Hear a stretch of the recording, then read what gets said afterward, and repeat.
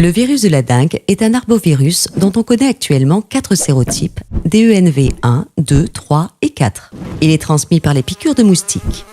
Après la phase d'incubation, suit la phase de virémie, pendant laquelle le virus circule dans le sang du patient. La maladie peut se déclarer par une forte fièvre qui apparaît brutalement, accompagnée de signes peu spécifiques. Un diagnostic biologique est alors essentiel pour écarter les autres pathologies. Jusqu'au 7e jour après le début des symptômes, il est possible de rechercher directement le virus par détection de l'antigène NS1 ou par recherche de l'ARN viral par RT-PCR en cas de doute. À partir du 5e jour, le diagnostic indirect est basé sur la détection d'anticorps IgM et ou IgG.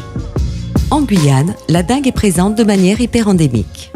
Le climat équatorial est propice à la circulation du moustique vecteur Aedes aegypti sur tout le territoire, avec une prédilection pour les zones urbaines et semi-urbaines. À Cayenne, les chercheurs développent des programmes en lien avec la résistance aux insecticides et l'écologie de ce moustique.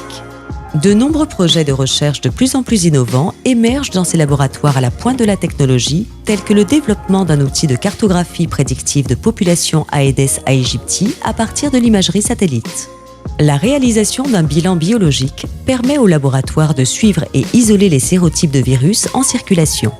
Une étude de la séroprévalence réalisée en 2017 va permettre la modélisation de la dynamique de transmission des épidémies de dengue survenues en Guyane par le passé. Les médecins et laboratoires forment un réseau pour le signalement de cette maladie.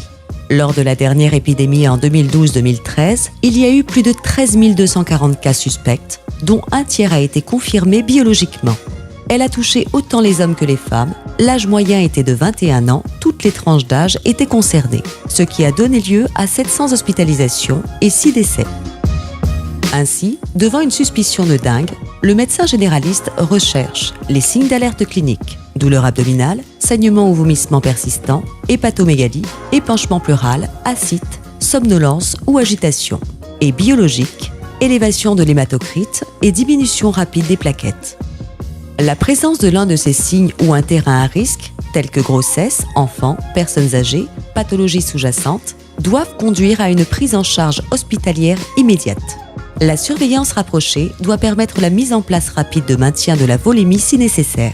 En effet, dans 1% des cas, l'infection peut évoluer vers une dengue sévère, caractérisée par une fuite plasmatique sévère, pouvant entraîner un choc et une détresse respiratoire, des hémorragies importantes ou une défaillance d'organes, foie, système nerveux central, cœur. Des études au centre hospitalier de Cayenne sont en cours afin de valider des outils pour prédire l'apparition d'un choc lié à la fuite capillaire.